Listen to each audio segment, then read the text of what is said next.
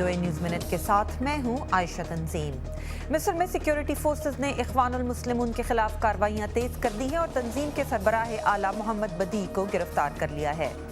बरतानवी अखबार the guardian का कहना है कि बरतानवी हुकाम ने उनके दफ्तर में मौजूद वो तमाम कंप्यूटर हार्ड ड्राइव्स तबाह कर दी हैं जिनमें अमरीकी इदारे NSA से खुफिया मालूमात अफशा करने वाले शख्स एडवर्ड स्नोडन का फराहम करदा मवाद था।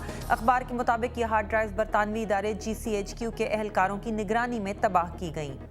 जापान के फुकुशिमा एटमी प्लांट के एक स्टोरेज टैंक से 300 टन इंतहाई ताबकार पानी समंदर में रिस गया है, जो प्लांट से अब तक का बदतरीन इखराज है।